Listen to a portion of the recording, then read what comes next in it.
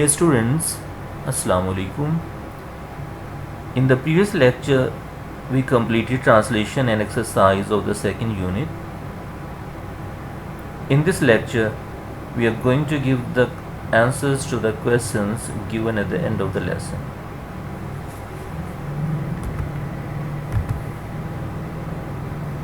Answer the following questions. When did Chinese New Year start? When does Chinese New Year start? देखें सबसे पहले pronunciation के बारे में. When, where, why, who, ये इन्हें बोलते हैं इंट्रोगेटिव वर्ड्स. इन पर कभी स्ट्रेस नहीं होता. इसी तरह से does, do, did, is, am, are, was, were, has, have, had, will, shall, ये भी हेल्पिंग वर्ब्स हैं. इन पे भी स्ट्रेस नहीं होता. हमें कैसे पता चलेगा कि ये डू या डज जो है ये हेल्पिंग वर्ब है?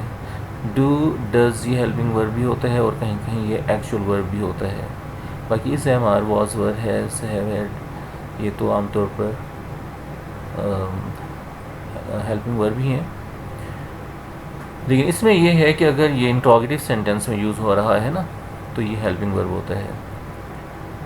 तो अगर कोई इंट्रोगेटिव सेंटेंस है यानी सवालिया जुमला है, सवालिया सेंटेंस है, इंट्रोगेटिव सेंटेंस है, तो डज, डू जो होगा वो हेल्पिंग वर्ब होगा स्टार्ट में जब आता है. इसी तरह से जब नेगेटिव सेंटेंस में हम इसे यूज़ करते हैं तो डज नॉट, डू नॉट, तो वो भी हेल्पिंग वर्ब होता है, तो वहाँ भी स्ट्रेस नहीं आता. तो अब हम इसे when does Chinese new year start नहीं बोलेंगे, हम इसे बोलेंगे when does Chinese new year start. Helping verb पे स्ट्रेस नहीं होता. याद रखना है आपने. नाउन, एडजेक्टिव, एडवर्ब्स और वर्ब्स पे स्ट्रेस होता है. बाकी भी चीज़ों पे स्ट्रेस होता है, लेकिन आपने फ़िलहाल यही याद रखना है. वो बाद में मैं आपको आहिस्ता आहिस्ता समझाऊंगा. तो आपने इसे कैसे बोलना है? when does Chinese New Year start? When does Chinese New Year start? आपने इस तरह से नहीं बोलना when does Chinese New Year start, नहीं. when does Chinese New Year start? चीनियों का नया साल कब शुरू होता है. अब आ जाते हैं ग्रामर पे. प्रोनाउंसिएशन के बाद ग्रामर. तो ये प्रेजेंट इंडेफिनिट टेंस है, इंट्रोगेटिव सेंटेंस है. चाइनीज़ न्यू ईयर हमने देखना है डज के बाद क्या आ रहा है. Chinese new year, Chinese new year ये सब्जेक्ट है. अब मुझे ये बताएं ये प्लूरल है या सिंगुलर है? सिंगुलर है क्योंकि ईयर है, ईयर्स नहीं है. तो याद रखिएगा अगर सब्जेक्ट सिंगुलर हो तो फिर उस सब्जेक्ट से पहले डज लगाते हैं, जैसे हमने यहाँ पर लगाया डज. और अगर चाइनीज़ न्यू ईयर्स होता, एस साथ होता, प्लूरल होता, तो फिर हम डज ना लगाते, फिर हम लिखते डू. ये अब आपने याद रखना है. तो when does Chinese new year start? Chinese new year कब स्टार्ट हो. अब हमने इसकी ट्रांसलेशन ज़्यादा उसमें नहीं जाना, हमने बस इसके जो कॉन्सेप्ट हैं वो समझने हैं, क्योंकि हम ट्रांसलेशन कर चुके हैं. आप ये जब आप क्वेश्चन के आंसर्स लिखना चाहें तो आप इसको इंग्लिश में ही आप इसको समझा करें. चाइनीज़ न्यू ईयर कब स्टार्ट होता है? तो इसका आंसर है चाइनीज़ न्यू ईयर स्टार्ट्स. अब देखें हमने इसका आंसर दिया तो पहले डज था, हमने हटा दिया, तो ये अफर्मेटिव सेंटेंस है. देखें तीन किस्म के सेंटेंसेस होते हैं. एक होते हैं अफर्मेटिव सेंटेंस, एक होता है नेगेटिव सेंटेंस और एक होता है इंट्रोगेटिव सेंटेंस. तो अफर्मेटिव सेंटेंस वो होता है जो सिंपल में सी कोई बात जिसमें की जाती है, ना उसके अंदर नेगेटिव होता है ना कुछ पूछा जाता है. और नेगेटिव सेंटेंसेस में क्या होता है? नॉट आता है आमतौर पर. और इंट्रोगेटिव सेंटेंसेस में क्या आता है, उसमें कुछ पूछा जाता है। तो ये है, इसमें अब बताया जा रहा है कुछ, तो ये अफर्मेटिव सेंटेंस है। तो Chinese new year starts, Chinese new year फिर देखें क्या है, ये सिंगुलर सब्जेक्ट है, अकेला है, ठीक है ना, ईयर्स नहीं है, ईयर है, तो इसलिए स्टार्ट्स एस भी सब वर्ब के साथ एस लगाना होता है, याद रखना है, किसी और चीज़ के साथ नहीं। वर्ब के साथ एस भी हम अब लगाएंगे, ये भूलना नहीं है, बच्चे यही मिस्टेक करते हैं और सारा क्वेश्चन गलत कर देते हैं। तो Chinese new year starts, Chinese new year, चीनी नया साल शुरू होता है समवेयर, ये समवेयर है, समवेयर, समवेयर। अमेरिकन इसे बोलते हैं समवेयर, और British somewhere. British R silent करेंगे, अमेरिकन आर साइलेंट नहीं करेंगे, समवेयर। बिटवीन जनवरी, ये जनवरी नहीं है, ये है जनवरी, जनवरी 21। आपकी बुक में 21 लिखा हुआ है, जो कि गलत है, मिस्टेक है बुक की। ये अमेरिकन ग्रामर में हमने या तो अमेरिकन ग्रामर फॉलो करना होती है या फिर ब्रिटिश ग्रामर। अमेरिकन ग्रामर में है मंथ नेम पहले आता है और डेट बाद में आती है, तो मंथ नेम जनवरी पहले और डेट आ गई 21, और उसके बाद S T N D R D T H नहीं लिखा जाता। मसलन 21, 22, 23, 24 ये नहीं लिखा जाएगा, सिंपल हम लिखेंगे 21, जनवरी 21 एंड फरवरी 20 नहीं लिखेंगे, ठीक है। ये है अमेरिकन ग्रामर। और ब्रिटिश ग्रामर में है कि डेट पहले लिखी जाती है और मंथ नेम बाद में आता है, लेकिन उसके साथ जब डेट पहले लिखी जाती है तो उसके साथ फिर S T N D R D T H भी लिखा जाता है। जैसे अगर हम ऐसे लिखेंगे तो होगा 21 जनवरी, 22 जनवरी, 23 जनवरी, 24 जनवरी एंड फरवरी एंड 20 फरवरी, ठीक है। तो आपने साथ टी एच नहीं लगाना अगर आपने डेट बाद में लिखनी है तो। चाइनीज़ न्यू ईयर स्टार्ट्स, चीनियों का नया साल शुरू होता है समवेयर, कहीं बिटवीन जनवरी 21 एंड फरवरी 20। 21 जनवरी और 20 फरवरी के दरमियान कहीं चीनियों का नया साल 21 जनवरी और 20 फरवरी के दरमियान कहीं पर शुरू होता है।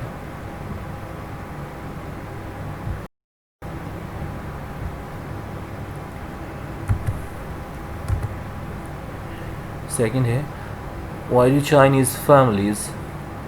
अब यहाँ भी ना वाई पे स्ट्रेस होगा ना डू पे स्ट्रेस होगा, तो स्ट्रेस जहाँ नहीं होता उसे प्रोमिनेंट नहीं करते, और जहाँ पर स्ट्रेस होता है उससे हमने प्रोमिनेंट करना होता है, वाजे करना होता है। तो why do Chinese families do, अब ये वाला जो डू है ये एक्चुअल वर्ब है, ये वाला डू जो अब आया है फैमिलीज़ के बाद, ये वाला,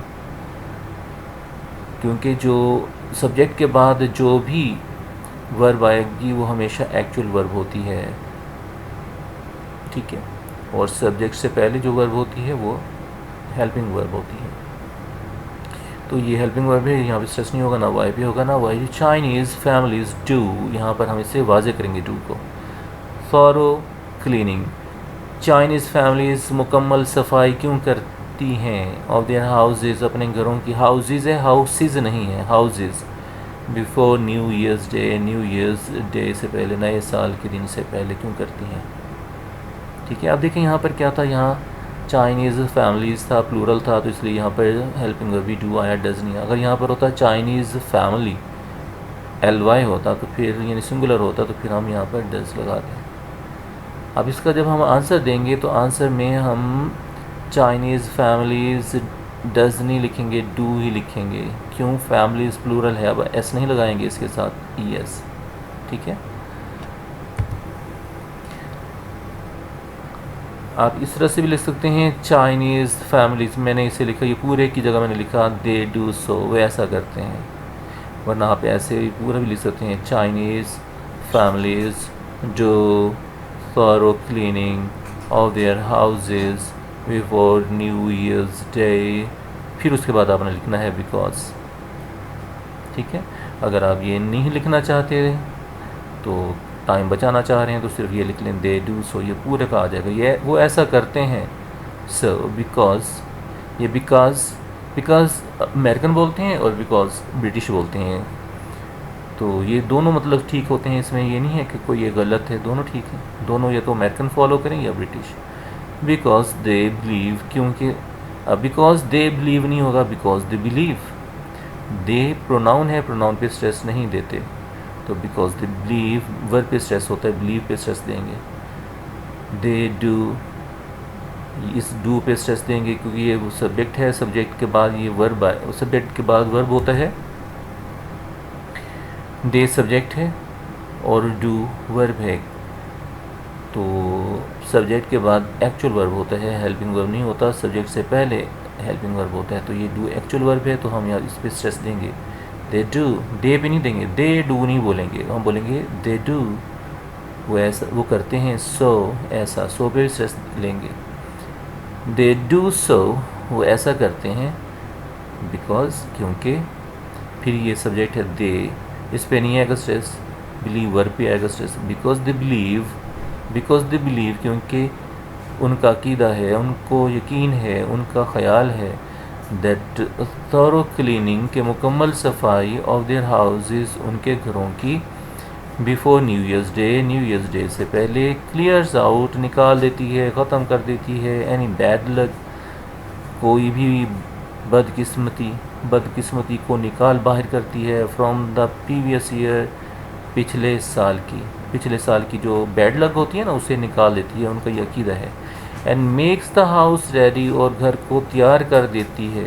क्या चीज़ तैयार कर देती है? यानी ये सफाई, घर की मुकम्मल सफाई।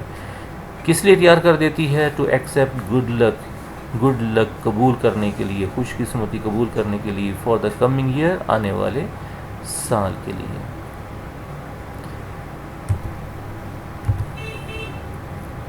विच कलर, अच्छा ये देखें अब ये भी साइलेंट कलर को जब हम अकेला बोलेंगे तो कलर का आर साइलेंट करेंगे ब्रिटिश में, लेकिन अमेरिकन में साइलेंट नहीं होता। अगर हम ब्रिटिश फॉलो कर रहे होंगे तो इसे साइलेंट करेंगे। लेकिन अगर आर के बाद कोई वॉल साउंड आ रही हो, जैसे इज़ है, वॉल साउंड क्या होती है मैंने आपको बताया था कि अगर हम उसे उर्दू में लिखें तो अलिफ की आवाज़ है, तो इज़, अगर आप इज़ को उर्दू में लिखें तो अलिफ और से आता है, ठीक है। तो ये वॉल साउंड, तो आर के बाद अगर वॉल साउंड आ जाए तो फिर आर साइलेंट नहीं होता ब्रिटिश में भी, तो इसे बोलेंगे which colour is, R silent नहीं होगा। Which colour is not allowed, कौन से रंग की इजाज़त नहीं होती। And which colour is encouraged, और कौन से रंग की हौसला अफजाई की जाती है ऑन चाइनीज़ न्यू ईयर पर। वाई, क्यों, ऐसा क्यों है? तो इसका आंसर आपने देना है। हमने पढ़ा था ब्लैक कलर, काला रंग, इज़ नॉट अलाउड, काले रंग की इजाज़त नहीं होती। एज, क्योंकि, इट इज़ एसोसिएटेड वाबस्ता है, मुंसलिक है, जुड़ा हुआ है, अलामत है, ताल्लुक़ है। As it is associated with death, क्योंकि इसका ताल्लुक़ मौत से है। काले रंग का ताल्लुक़ आमतौर पर मौत से लिया जाता है कि जब देखें कोई किसी की डेथ हो जाती है तो काले रंग के कपड़े लोग पहनते हैं, तो ये सोग की अलामत होती है, इसलिए काले रंग के कपड़ों पहनने की इजाज़त नहीं होती उनके न्यू ईयर डे पर। तो red colour is encouraged, red colour की हौसला अफजाई की जाती है। एज इट इज़ एसोसिएटेड, क्योंकि इसका ताल्लुक़ है with warding off bad spirits, बदरूहों को भगाने से, क्योंकि इसका ताल्लुक़ बदरूहों को भगाने से है। उनका ये अक़ीदा है कि सुर्ख रंग पहनेंगे तो घर से बदरूहें जो हैं, साया वगैरह ये सब कुछ निकल जाएगा, और अगर ब्लैक कलर पहनेंगे तो घर में या कहीं ख़ानदान में कोई मौत वगैरह वाक़ई हो सकती है। और जो डेकोरेशंस, अब इसे यूँ नहीं बोलेंगे व्हाट डू डेकोरेशंस, और जो डेकोरेशंस अब ऑन प्रेपोजिशन है तो प्रेपोजिशंस पे भी स्ट्रेस नहीं होता। ऑन डोर्स नहीं बोलेंगे, डेकोरेशंस ऑन डोर्स, हम इसे बोलेंगे डेकोरेशंस ऑन डोर्स। लेकिन डेकोरेशंस और ऑन को मिला देंगे, अगर हम अलग बोलेंगे तो स्ट्रेस इस पे आ जाएगा ऑन पे, decorations on doors and Windows. अब इसी तरह से ना एंड जो है तो इस पर भी स्ट्रेस नहीं होता, डोर्स एंड विंडोज़ नहीं बोलना आपने। अगर आपने यहाँ पर रुकना है, पास लेना है, तो फिर डोर्स एंड विंडोज़ बोल सकते हैं, वरना doors and Windows R D silent करें, डोर्स का एस एन के साथ मिला दें, doors and Windows सिंपलाइज। What do decorations, ये जो डेकोरेशंस हैं सजावटें हैं, ऑन डोर्स एंड विंडोज़ दरवाज़ों और खिड़कियों पर, सिंबलाइज अलामत हैं, किस चीज़ की अलामत हैं, यानी डोर्स और विंडोज़ पर जो डेकोरेशंस ये लोग करते हैं वो पूछ रहे हैं ये वो किस चीज़ की अलामत है। उसका आंसर है decorations on doors and Windows. दोबारा देखें, decorations on doors and Windows, doors और विंडोज़ पर decorations with the Chinese word फू रिटन ऑन देम, जिन पर चीनी लफ्ज़ फू लिखा होता है। देखें फिर देखें, with the Chinese, with the pay भी स्ट्रेस नहीं आएगा, विद पे भी स्ट्रेस नहीं आएगा। द चाइनीज़, देखिए मैंने विद द को कैसे अनस्ट्रेस किया, विद द चाइनीज़ वर्ड फू रिटन ऑन देम, ऑन पे स्ट्रेस नहीं होगा तो रिटन ऑन देम, जिन पर चीनी लफ्ज़ लिखा होता है, चीनी लफ्ज़ फू लिखा होता है, symbolise luck and happiness, luck and happiness खुशकिस्मती और खुशी की अलामत है। ठीक है, ये बता रहे हैं कि जो विंडोज़ और विंडोज़ पर जो डेकोरेशन की हुई होती है ना, तो उसके ऊपर वो एक लफ्ज़ फू भी लिख देते हैं, तो ये जो अलामत है ये खुशकिस्मती और खुशी की अलामत होती है। नेक्स्ट है, व्हाट इज़ द सिग्निफिकेंस, क्या अहमियत है of New Year's Eve dinner. New Year's Eve dinner, नए साल का इशाया। तो आप इसको न्यू ईयर्स ईव, आपको पता होना चाहिए कि इसका मतलब क्या है, लेकिन आप बोलें इसको अभी, क्योंकि हम ट्रांसलेशन यहाँ पर नहीं कर रहे, हमसे ये नहीं पूछा जा रहा कि ट्रांसलेट करें, हमने इसका आंसर देना है। तो आंसर देने के लिए अगर हम यही इंग्लिश वर्ड्स यूज़ करेंगे तो हमें मुश्किल नहीं होगी। व्हाट इज़ द सिग्निफिकेंस, क्या अहमियत है of New Year's Eve dinner, नए साल के डिनर की। नए साल के डिनर की क्या अहमियत है, ये हमें बताना है। आंसर है न्यू ईयर्स ईव डिनर, नए साल के डिनर की, हैज़ अ ग्रेट सिग्निफिकेंस, बहुत अहमियत है, फॉर चाइनीज़ फैमिलीज़ के लिए, यानी चीनी घरानों के लिए, फॉर चाइनीज़ फैमिलीज़ नहीं बोलेंगे, इसे बोलेंगे फॉर चाइनीज़ फैमिलीज़ के लिए।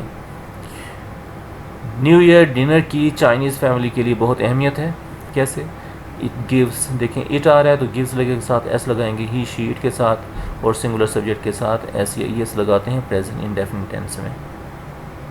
It gives them the opportunity, ये उन्हें मौका फराहम करता है, टू विज़िट देयर रिलेटिव्स, कि वो अपने रिश्तेदारों से मिलने जाएं, and partake in a large dinner, partake in a large dinner नहीं बोलना, इन अ लार्ज इकट्ठे बोलना है, इन अ लार्ज डिनर, और पार्टेक शिरकत करना, इन अ लार्ज डिनर बड़े डिनर में, एक बड़े से डिनर में शिरकत करने के लिए। क्या मतलब कि जो चाइनीज़ जो न्यू ईयर ईव डिनर है, इसकी चाइनीज़ फैमिलीज़ के लिए बहुत इम्पोर्टेंस है, क्योंकि ये उन्हें अपने रिश्तेदारों से मिलने और बड़े बड़े इशायों में शिरकत करने का मौका फराहम करता है, इसलिए इसकी अहमियत है। नेक्स्ट है, what do the little red envelopes, envelopes नहीं बोलते, इसको बोलते हैं envelopes. What do the little, अब ये देखें फिर आ रहा द लिटिल रेड एनवेलप्स, ये पूरा यहाँ से दा से लेकर एनवेलप्स तक ये सब्जेक्ट है। छोटा सा सुर्ख रंग, छोटे से सुर्ख रंग के लिफाफे। अब देखिए बहुत सारे हैं तो इसलिए इससे पहले डज नहीं लिखा, डू लिखा है, प्लूरल सब्जेक्ट्स के लिए डू लगता है। और व्हाट क्या है, ये इंट्रोगेटिव वर्ड है। तो इन दोनों पे स्ट्रेस भी नहीं आएगा, ना वर्क पे ना डू पे।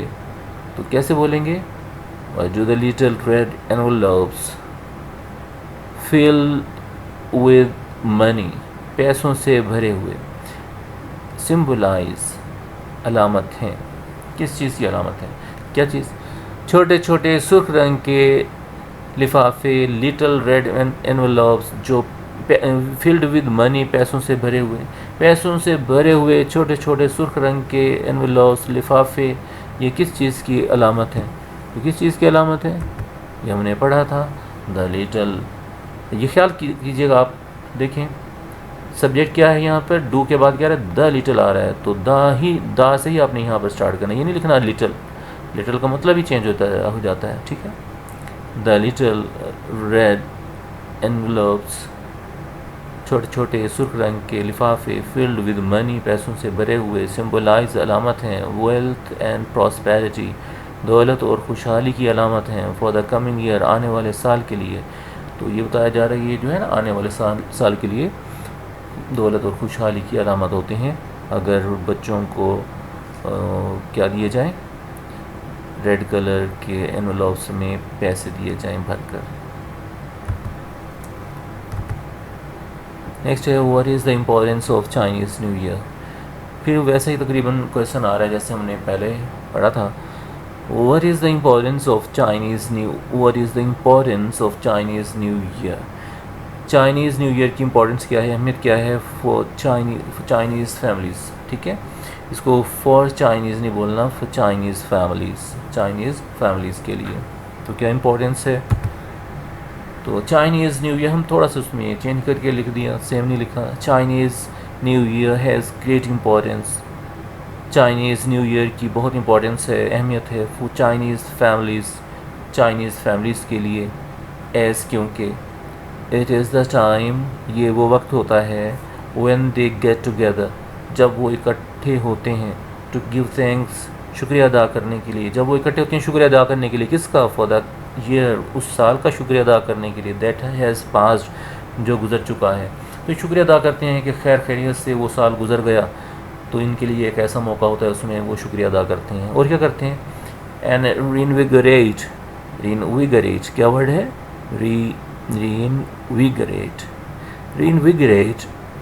रीइनविगरेट, ठीक है, वी पे स्ट्रेस है। रीइनविगरेट देमसेल्व्स, और अपने आप को ताज़ा दम करते हैं, फॉर द कमिंग ईयर, आने वाले साल के लिए। चाइनीज़ न्यू ईयर की चाइनीज़ फैमिलीज़ के लिए बहुत इम्पोर्टेंस है, क्योंकि ये वो वक्त होता है जब वो गुज़रे हुए साल का शुक्रिया अदा करने के लिए इकट्ठे होते हैं। And reinvigorate themselves for the coming year, और आने वाले साल के लिए अपने आप को ताज़ा दम करते हैं। नेक्स्ट है, एडिशनल क्वेश्चंस हैं अब जो आपकी बुक में लेसन के अंदर दिए हुए होते हैं। तो एडिशनल क्वेश्चंस हम करेंगे। Why is Chinese new Year, तो ये नहीं बोलेंगे वाई इज़ चाइनीज़, तो वाई और इज़ पे स्ट्रेस नहीं देंगे। Why Chinese new Year never the same day each year. तो आंसर है कि जो चीन के लोग हैं ये ल्यूनर कैलेंडर को फॉलो करते हैं, यानी कमरी कैलेंडर को, चांद के कैलेंडर को। चांद में जो डेट्स होती है ना, महीना, जो दिन आते हैं वो 29 या 30 के होते हैं। आपने अक्सर देखा होता है 29 का चांद या 30 का चांद, इससे ज़्यादा नहीं होता। 31 का चांद कभी भी नहीं होता। लेकिन जो सोलर कैलेंडर है इसमें डेट 31 भी आती है।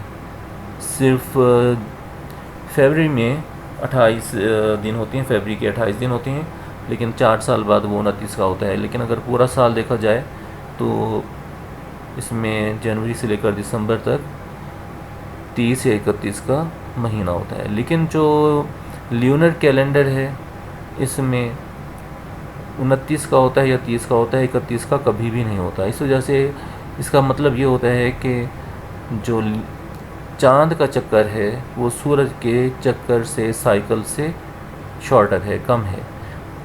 तो इसीलिए जो चाइनीज़ हैं उनका जो न्यू ईयर है वो हर साल एक दिन नहीं आता। तो इसका आंसर हम लिखेंगे the Chinese follow the lunar calendar. Chinese lunar calendar को फॉलो करते हैं टू डिटरमिन, तयन करने के लिए, ट्रेडिशनल हॉलीडेज़, रिवायती छुट्टियाँ, तातीलात। रिवायती तातीलात के तयन के लिए वो क्या करते हैं, ल्यूनर कैलेंडर को फॉलो करते हैं। अब ट्रेडिशनल हॉलीडेज़ कैसे, लाइक चाइनीज़ न्यू ईयर, जैसे कि चाइनीज़ न्यू ईयर। ये अच्छा, ये आपने कैपिटल लिखना है, जो यहाँ पर कैपिटल है वो कैपिटल लिखे हैं, जो स्मॉल हैं वो स्मॉल लिखने हैं। अगर आप कैपिटल स्मॉल में फ़र्क नहीं करेंगे तो आपका क्वेश्चन गलत हो जाएगा, मार्क्स नहीं मिलेंगे। It is different from the solar calendar, यानी जो ल्यूनर कैलेंडर है वो सोलर कैलेंडर से डिफरेंट होता है। क्यों? As the moon has a shorter cycle than the sun, क्योंकि मून का जो साइकिल है, चक्कर है, वो सन के चक्कर से कम होता है, जैसे मैंने भी आपको बताया। दैट इज़ वाई, यही वजह है Chinese new year is never on the same day each year. Chinese new year हर साल कभी भी एक दिन नहीं आता।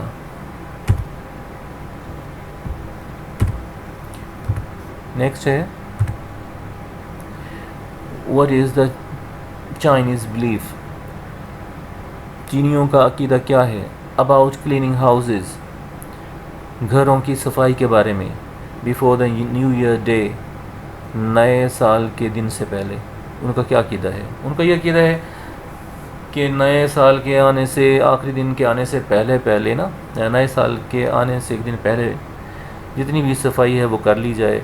उससे क्या होगा कि पिछले साल की जितनी भी बैड लक होगी वो क्लियर आउट हो जाएगी, और जो आने वाला साल है वो खुशकिस्मती कबूल करने के लिए तैयार हो जाएगा घर उसके लिए। ठीक है।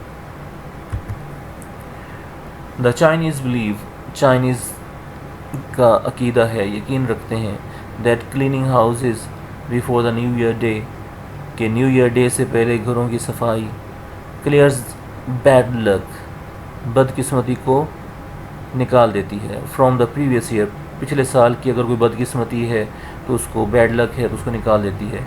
And makes the house ready, और घर को तैयार कर देती है, क्या, ये सफाई वगैरह, टू एक्सेप्ट गुड लक, कि घर वो तैयार हो जाता है गुड लक को कबूल करने के लिए, फॉर द कमिंग ईयर, आने वाले साल के लिए।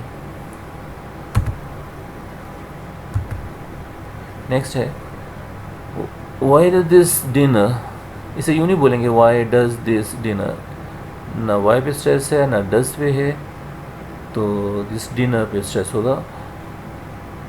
Why does this dinner consist of 8 or 9 dishes, ये डिनर 8 या 9 खानों पर मुश्तमिल क्यों होता है? तो हमने पढ़ा था कि चाइनीज़ लैंग्वेज में 8 का मतलब होता है प्रॉस्पेरिटी यानी खुशहाली, और 9 का मतलब होता है लॉन्ग लास्टिंग यानी ज़्यादा देर तक कायम रहना। तो इसी वजह से वो 8 या 9 खाने बनाते हैं। दिस डिनर कंसिस्ट ऑफ, अब देखें वहाँ पर था why does this dinner, this dinner था, सिंगुलर सब्जेक्ट था, तो उसके लिए हमने डज लगाया।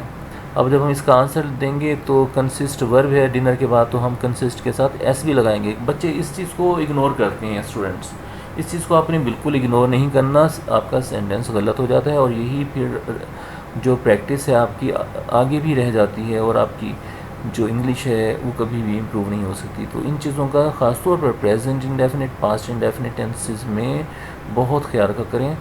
अगर ये आपके ठीक हो गए तो बाकी जो टेंसेस हैं वो मुश्किल नहीं है। तो दिस डिनर कंसिस्ट साथ एस भी लगाएंगे।